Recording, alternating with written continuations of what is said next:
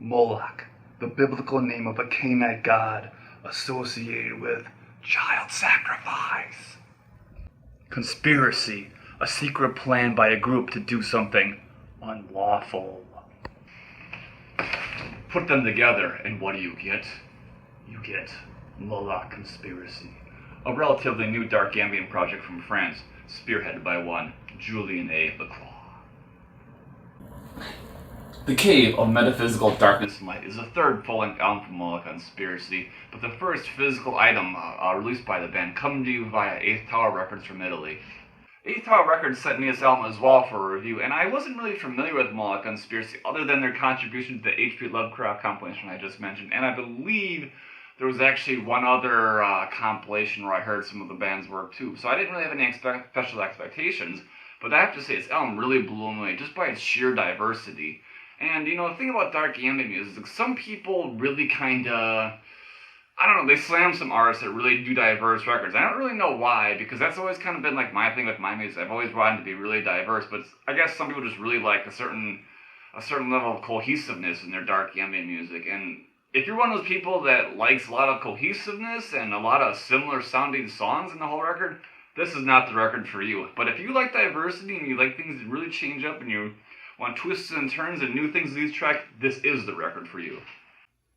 Moloch Conspiracy has a sound that I would probably describe as like horror, ritualistic, dark ambient. Basically, it's like, think of like all those really menacing, intimidating scenes in horror movies intermingled with just like this dark summoning going on. It's really something. I mean, I've heard other stuff, but it seems like this artist really kind of stumbled upon something really kind of special and unique with this record. And again, I'm just totally blown away by this because I wasn't really expecting anything out of this record, and it's turned out to be so fucking good. And like I said before, it's like, it's really, it's super diverse. I mean, that's just something you don't always expect with dark ambient music. I mean, you get everything in this record from, obviously there's the typical dark, droning atmospheres you're used to with dark ambient music, but there's also a few acoustic instruments or some percussion. There's some noisier and industrial characteristics. There's some female singing. There's just these like demonic growls and chanting, and it's just all really foreboding. I just really love it. It's a really excellent record. One of the songs I really like is the fourth song called Apsu. It has this dark droning atmospheres mixed with this weird kind of female singing. I mean, I've literally never heard this in dark ambient music, or really any kind of underground music before. It's really special, and I can't really explain why, but it just sort of made me think of something very Japanese in origin. I don't know, I feel like back in my days when I was really into Japanese movies, I heard some sort of chanting like this, or singing, I guess, very similar to this. And I don't know, as soon as I heard this, I just made this mental picture of just some of these weird Japanese movies I used to watch back in the early 2000s, and I don't know, that's cool, because I love it when music connects you to certain memories that you've otherwise forgotten. So that song's really cool, and I love the female singing. It's super unique and awesome. I just love it. Another really cool song is Kaluhu. I don't know how to pronounce it. Well, whatever. It's a cool song. It's the third track now. Definitely check this song. So it's got some cool, interesting acoustic instruments, and I can't quite figure out what it is. I thought it was the guitar at first, but the more I listened to it, it sounds like something else. So I'm not really sure, but it really is really cool, and again, really unique. I never, heard anything like that in the dark ambient record before. And then I also like the song The Epilogue, which is obviously the last song on the record. It has some more melodic characteristics with piano, just really, again, just kind of spooky and weird and dark, but still melodic and really interesting, really holds your attention. And, a lot of really good songs in the record. Another one's called The Awful Ritual, which is a collaboration with, I believe it's either a Russian or Ukrainian artist called Nikolta. And, some really cool percussion and other instruments in this one. It's a really great collaborative track. I love it. And here's the front cover of Moloch Conspiracy's The Cave of Metaphysical Darkness and Light.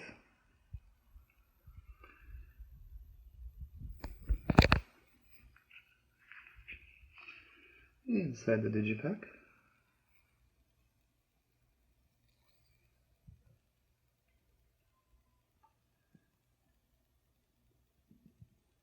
I really like these digipacks from 8th Tower Records. They're simple, it's a single page, but it works really well, and they seem like they always have really nice artwork too.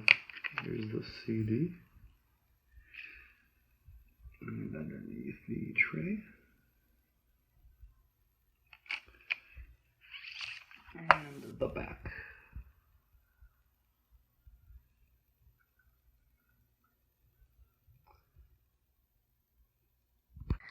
So I haven't really done this yet, but I thought it'd be kind of cool to, like, you know, just to kind of show some of the instruments I use to create my music. I mean, obviously, synthesizer is a big part of it. We'll get to that maybe in another episode, but since I just posted a picture of my Tibetan singing bowl on my Instagram account, I thought it'd be cool just to, like, you know, give it a few hits and play it here on the video before we get to the intermission. So, you know, what the hell, right? It's very easy up close. Before I give it a hit.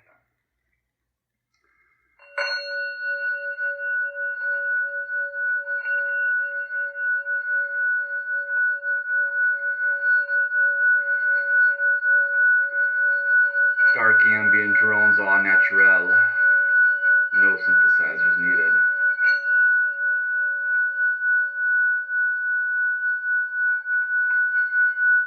And, I have an upcoming split record coming up with a Russian project called Deep Dark. And when Deep Dark approached me, they, or he, should I say, Dmitry asked if I would be interested in doing a record that was more in a, like, ritualistic sort of horror theme. So I was up for the challenge, and it was right around that point in time, I think, when I first bought this Tibetan single. Maybe it was a little bit before that, but I used it quite a bit on this particular record, this 4 songs I did for the split, and when that record is released, which it should be released in mid-August, so by the time I publish this video, it might actually already be out, but whatever. Obviously, if you follow me on Facebook and all that kind of stuff, you'll get those details when it's ready.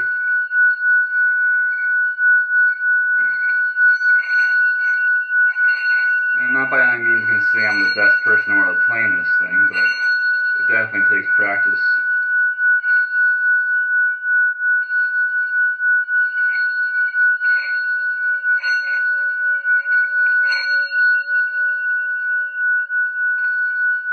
But it's fun recording this stuff and just kind of messing around with the sounds, you know, either leave it in its natural state or slowing it down or adding all kinds of reverb. You can just really get some really interesting sounds when you start messing around with this stuff.